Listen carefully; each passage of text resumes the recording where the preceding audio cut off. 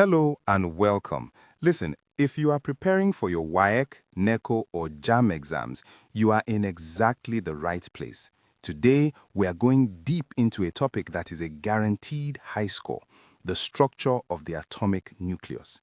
We're going to break it down so well that by the end of this, you'll be tackling exam questions with total confidence. Right at the very heart of every single atom, you'll find this tiny, dense core, the nucleus. Now, don't let its small size fool you. This little powerhouse is where all the real action is. And trust me, understanding it is your key to securing some very easy and predictable marks in your exams. The examiners absolutely love this topic. So here's our game plan for today. First, we're going to see exactly why this topic is your key to exam marks by looking straight at the syllabus. Then, we'll take a journey inside the nucleus and talk about the binding energy that holds it all together. After that, and this is the best part, we'll apply what we've learned by solving real past questions from WAEC, NECO, and JAMB. And we'll wrap it all up with a powerful recap and some pro tips. Let's get right into it. Look at this. Everything you see here is pulled directly from your official syllabus. This is our checklist. We're focusing only on what you need to know, nothing else. We're talking about the constitution of the nucleus, nucleon and proton numbers, isotopes, mass defect, and of course, that famous equation E equals mc squared. All right, let's get down to business. We're starting with the absolute basics. What is actually inside that tiny powerhouse, the atomic nucleus? So, the nucleus is the positively charged center of an atom. It contains almost all the mass, but it is incredibly tiny. To give you an idea, imagine a single pea placed in the middle of a massive football stadium. That is the kind of scale we're talking about. And the particles inside, the protons and neutrons, they have a collective name, nucleons.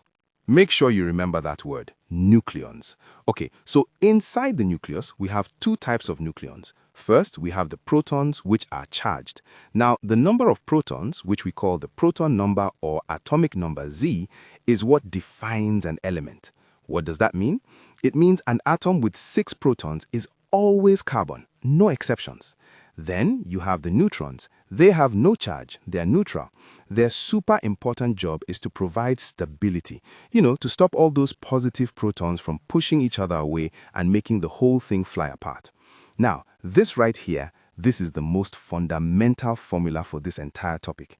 The total number of protons and neutrons gives us what we call the mass number, and we represent it with the letter A. So A equals Z plus N. Please know this formula like the back of your hand. You are going to use it again and again. A equals Z plus N. Let's put that formula to work with a real example.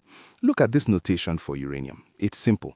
The number at the top is always the mass number A, which here is 238. The number at the bottom is always the proton number Z, which is 92. So to find the number of neutrons, N, we just rearrange our formula. N equals A minus Z. You plug in the numbers, 238 minus 92, which gives us 146. See, it's that straightforward. Okay, next up is a very important concept that JAMB just loves to ask about. Isotopes. The easiest way to think about them is like family members. They are all atoms of the same element, which means they must have the same number of protons, the same Z. The only thing that's different is the number of neutrons, N. And because the neutrons are different, their mass numbers, A, will also be different. Hydrogen is the perfect example to explain this. Look here. All 3 of these have 1 proton. That's why they are all hydrogen. But now, look at the neutrons. Protium has 0 neutrons, deuterium has 1, and tritium has 2. So they have different masses. Same element, different mass. That is the core idea of an isotope. And this isn't just for exams, Isotopes are used in hospitals for scans, and scientists use carbon-14, an isotope of carbon, to figure out how old ancient fossils are. It's really powerful stuff. So now we know what's in the nucleus, but how on earth does it all stay together? Let's talk about the glue of the universe in our next section, binding energy and stability. I mean, think about it for a second. You have all these positively charged protons crammed into this tiny, tiny space. Basic physics tells us that like charges should repel each other, right? So why doesn't the nucleus just explode? Well, the answer is something called the strong nuclear force. It is the most powerful force in the entire universe, but it only works over the super tiny distances inside the nucleus, and it's strong enough to overcome that repulsion and hold everything together. Yeah, this is where things get really interesting. This idea might bend your mind a little bit. If you were to weigh the individual protons and neutrons before they form a nucleus, and then you weigh the final nucleus, the nucleus is actually lighter. It's like saying 2 plus 2 equals 3.9. So this missing mass has a name. We call it the mass defect. But the big question is, where did it go?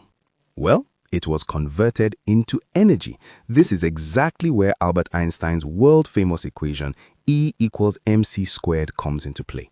It shows us that mass and energy are really two sides of the same coin. That missing mass, the mass defect, is converted into a huge amount of energy that literally binds the nucleus together. We call this the binding energy. This isn't just a theory, it's the reason our sun shines. It's the principle behind nuclear power. It is literally the energy that powers the universe. Now, here's a very typical calculation you will see in your exam.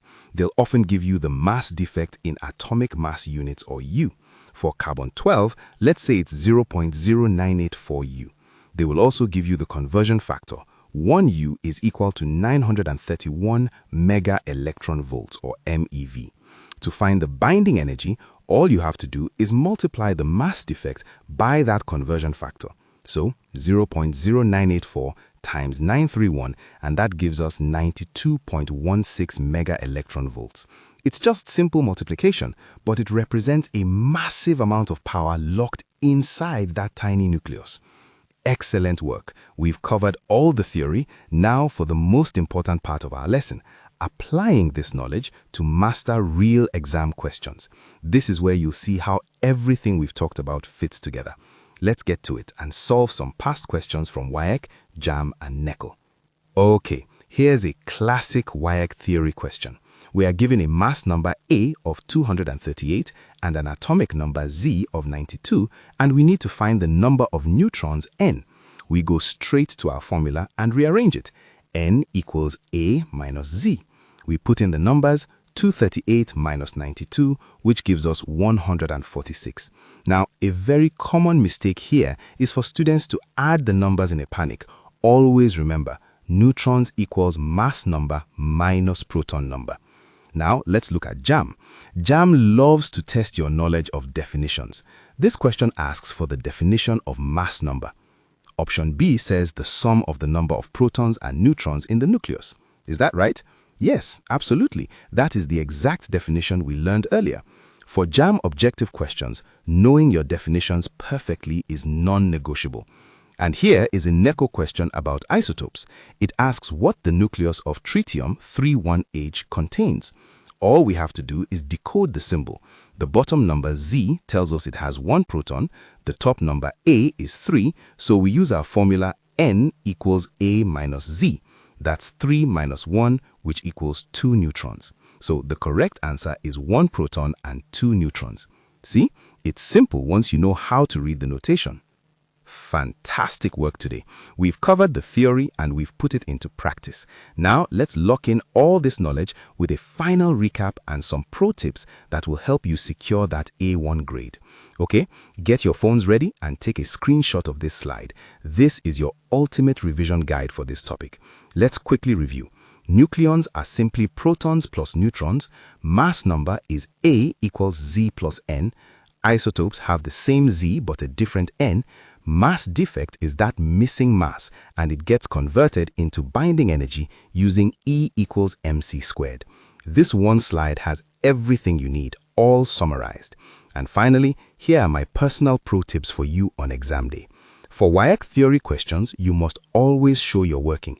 Write the formula, the substitution, the final answer, and the unit. For JAMB and NECO, make sure your definitions are perfect. And for all exams, please double-check your calculations and make sure any diagrams you draw are large and clearly labeled.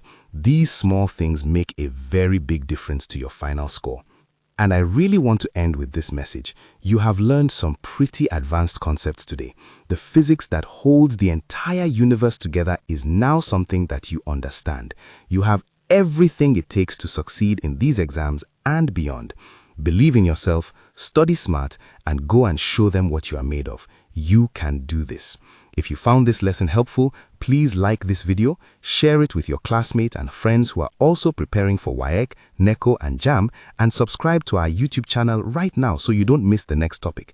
Also, visit ExamKP.com for thousands of free practice questions and answers. Let's smash these exams together.